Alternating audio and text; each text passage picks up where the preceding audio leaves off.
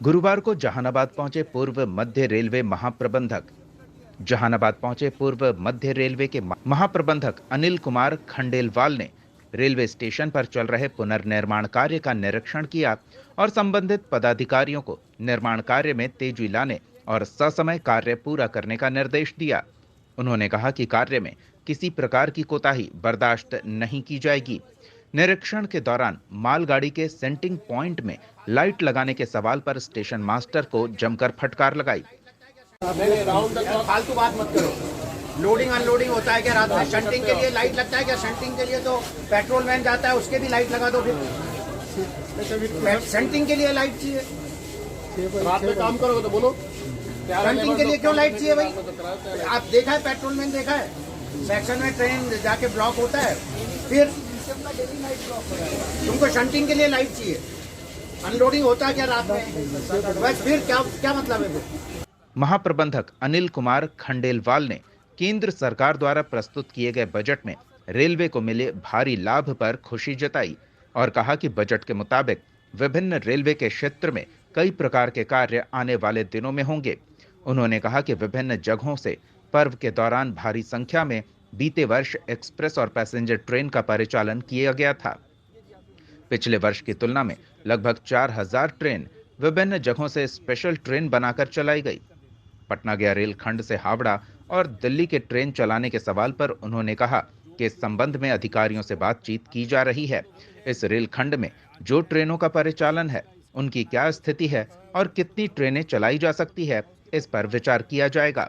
वहीं पटना से रांची जाने वाले वंदे भारत एक्सप्रेस ट्रेन के जहानाबाद में ठहराव के सवाल पर कहा कि सभी ट्रेनों को सभी जगह पर नहीं रोका जा सकता।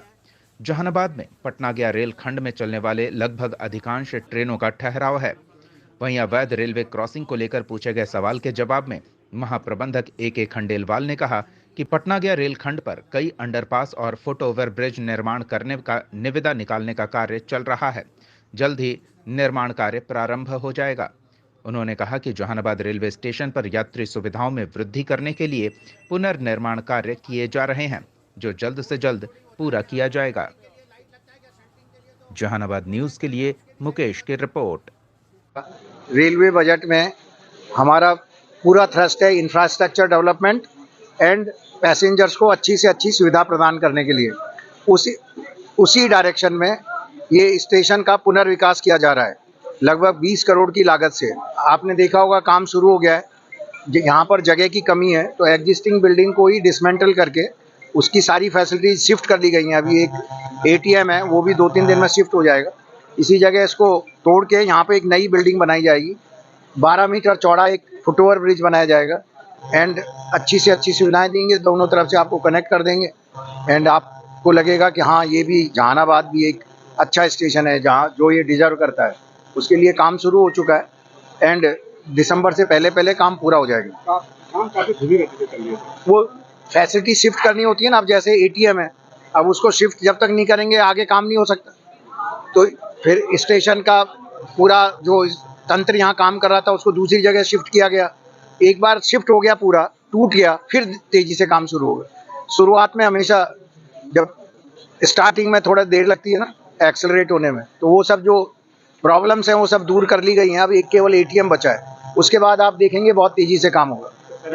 वंदे भारत का भी स्थानीय लोगों का लंबे समय से डिमांड रहा है कि पटना और गया के बीच में जहानाबाद है, तो जहानाबाद से ही दिल्ली और मुंबई की गाड़ियां चलाई जाए। तो हर क्या कोई विचार हो रहा है क्या? हमारा उद्देश्य रहता है कि ज़्यादा से ज़्यादा ट्रेन हर जगह पे चलाई जाएं, लेकिन जैसे एक रोड पे कितनी ट्रेन चल सकती है, रोड व्हीकल चलते हैं, ऐसे यहाँ भी कंस्ट्रेंट्स रहता है। लेकिन ऑलरेडी यहाँ से काफ़ी ट्रेन चल रही है और ज़रूरत जब भी पड़ेगी तो उसके हिसाब से चलाई जाएंगी। आपने देखा छठ के टाइम हमने इस साल 8 lakh extra passengers birth provide की एंड पिछले साल के मुकाबले इस साल हमने 4800 एक्स्ट्रा ट्रेन चलाई हैं। 4800। तो जब ज़रूरत होती है, जहाँ के लिए ज़रूरत होती है रश क्लियर करने के लिए, हम लोग स्पेशल ट्रेन चला देते हैं। रेगुलर ट्रेन चलाने में अभी जब तक इंफ्रास्ट्रक्चर नहीं बढ़ेगा वो तकलीफ़ें उनको दूर करने की कोशिश की जा रही है। उस दिशा में आपने देखा होगा कल बजट में 3 कॉरिडोर अनाउंस किए गए थे। Energy corridor, port connectivity corridor, high density network, चतुर्भुज कॉरिडोर। तो जहाँ जहाँ कंजेशन है वहाँ पर और ट्रैक का विस्तार किया जाएगा और विस्तार होने के बाद ज़्यादा से ज़्यादा ट्रेन चलाई जाएंगी। बहुत सारी चीज़ों पे हर ट्रेन को हर जगह रोक देंगे तो बहुत सारी दिक्कतें आती हैं। जहानाबाद से जितनी ट्रेन जाती है उसमें 70% ट्रेन यहाँ रुकती हैं, उससे ज़्यादा ही रुकती हैं। तो अगर 100% ट्रेन हर जगह रुकने लगेंगी तो अपने डेस्टिनेशन पे पहुँच ही नहीं पाएंगी। फिर आप ये आएगा कि ये ट्रेन है कि पैसेंजर है। तो जो ट्रेन है उनको हर जगह नहीं रोका जा सकता, जो राजधानी टाइप ट्रेन हैं। लेकिन आपके यहाँ इस जहानाबाद में जितनी ट्रेन यहाँ से पास होती हैं 70% से ज़्यादा ट्रेन ऑलरेडी रुकती हैं। अगर 100% ट्रेन हर स्टेशन पर रुकने लगेंगी तो फिर कोई उसका अंत ही नहीं होगा। ठीक है ना। काफी अवैध रेलवे क्रॉसिंग है, उसके लिए अंडरपास की भी बात कही गई। अंडरपास हमने अभी 80 अंडरपास के लिए यहाँ पर टोटल 20 ऐसी लोकेशन है, उसमें से 8 सैंक्शन हो गया। टोटल सर 80 में से 20 सैंक्शन हो गए सर। 20 सैंक्शन हो गए। दानापुर में है, 8 यहीं पर है सर। 8 इस सेक्शन में ऑलरेडी सैंक्शन भी हो गए हैं। उनका टेंडर भी निविदाएं आमंत्रित की जा चुकी हैं और काम विदिन 1 मंथ काम भी शुरू हो जाएंगे। अगर कोई और प्रॉब्लम नहीं आएगी, जैसे काम करने गए कई जगह गांव वाले लोग रोक देते हैं कि नहीं यहाँ बनाओ, यहाँ नहीं यहाँ बनाओ, यहाँ मेरे घर के सामने मत बनाओ, उस तरह की प्रॉब्लम नहीं आएगी तो विदिन 1 मंथ काम भी शुरू हो जाएंगे सब जगह।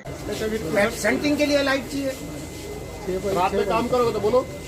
सेंटिंग के लिए क्यों लाइट चाहिए भाई? आप देखा है, पेट्रोलमैन देखा है, सेक्शन में ट्रेन जाके ब्लॉक होता है, फिर तुमको शंटिंग के लिए लाइट चाहिए। अनलोडिंग होता है क्या रात में? बस फिर क्या मतलब है? फुल 24 आवर्स क्यों नहीं कराते? आगे क्या है?